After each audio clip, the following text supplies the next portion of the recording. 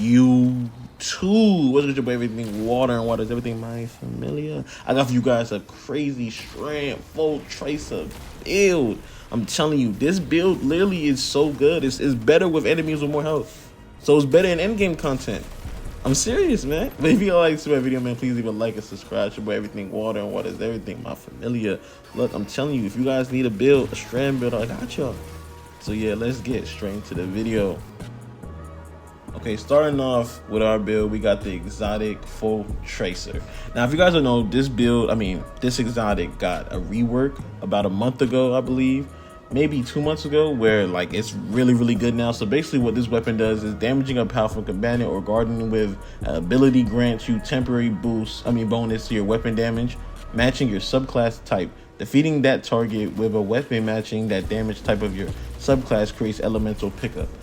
This build just got so much better. So now you got a ×4. Basically, just imagine if you have 3 slots or 4 slots of the kinetic or the strand buff that buffs your weapons on your legs, I believe.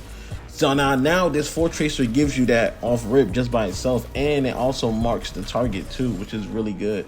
Now this is good because now we get more tangles, and you know, with this build, with what we have, one of our aspects, the whirling Maystorm, the more tangles we get, the more damage we can do and generate grenade energy. So this is a really good exotic. It's one of the best exotics out right now for every subclass. It's not really based off any subclass you want to use. It's good in any subclass, you know, but right now I believe for solar, especially solar and strand, this is one of the best for those builds. So yeah, now we're gonna get into our weapon exotic.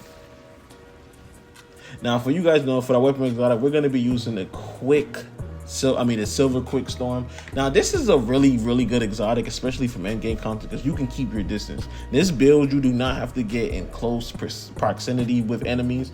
All you have to do is really just stay back and just use your weapons, create tangles, and then let the whirling Maystorm do its work, you know. So with this, especially now, this comes with a grenade launcher which is really good. But me personally, I prefer the final warning for any strand build, because this is more of like an end game content build, and the final warning is a sidearm and you might need to get a little bit close.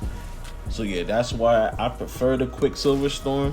So yeah, so now we're going to get into the aspects, the fragments of this build. This is where the build becomes really good. Yeah, let's get to it. Our super ops, we got one super, and it's a Silk Strike. For our abilities, we're going to be using Gambler's Dodge. This is going to be our bread and butter. For our melee, the Threat and Strike, the Spike, my apologies. We're also going to be using the triple jump. You can use any jump you want. This really doesn't matter. Now, this is going to be the most important of your build when you're playing endgame content, because this build, like I said, is really meant for endgame. You got the shackle grenades. Again, this is going to suspend enemies. Being able to suspend champions are really important, especially when you're playing 1830, 1840 content.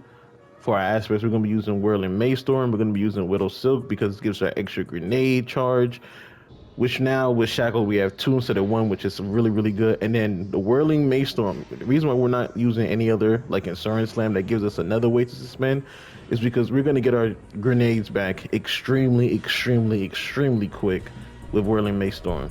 So keep that in mind. We're going to get into that because one of the mods you have on your armor is going to be really important with this aspect that we're going to get into a little later.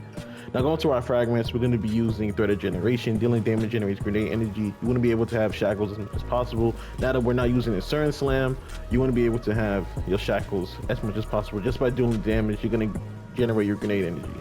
Also, we're going to be using Threat of Wording. Picking up overpower grants you Woven Mail. Now, Woven Mail gives you, I believe, I don't know if they nerfed it more with this new season, but it's either 50 or 45% damage reduction, which is pretty cool. It used to be 55, but yeah. And then we also using Threat of Wisdom. Defeating a suspended target creates an orb of power. This is really good because now you got super energy, because you're going to be suspending almost every enemy. And like I said, this build is meant for endgame content. You know, as long as the more health they have, the more grenade energy you would get back. With the Whirling Maystorm, I'm telling you, it's really good. Now, so when you suspend enemies and you kill them, overpower it, which also is going to give you Woven Mail, which is really good, and then Super Energy. And last but not least, we have Thread of Continuity, Suspend, Unravel, Sever effects applied to targets have increased duration. We want to increase our Sever, Unravel, and Suspend as much as possible. That is the point of this build, right? And now we're going to get into the artifacts, the mods, and our stats.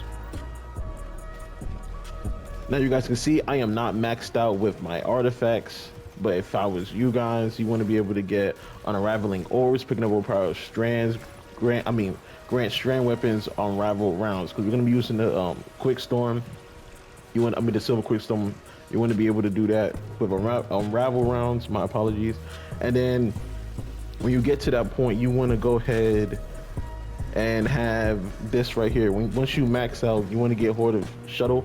Damaging unraveled targets with a weapon, occasionally spawns threatening. This is really good too.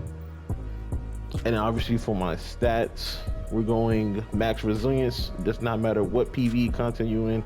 1600 you can get by. Anything that's over 1770 max resilience. And I'm obviously my discipline is also max because of our shackle grenades, and that's really cool.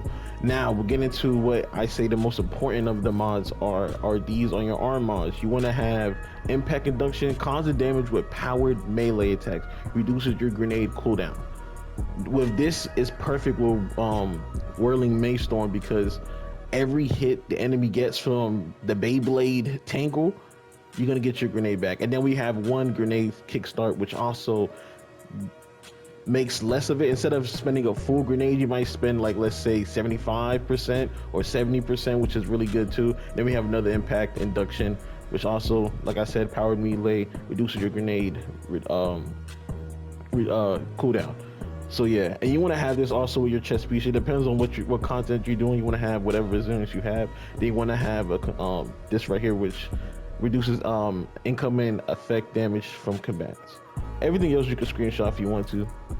Yeah, that's it for this build, man. The Foetracer is a really good exotic, and then the quick Silver Storm is really good too. But yeah, this your boy Everything Water. What is everything, my familia? I'm out.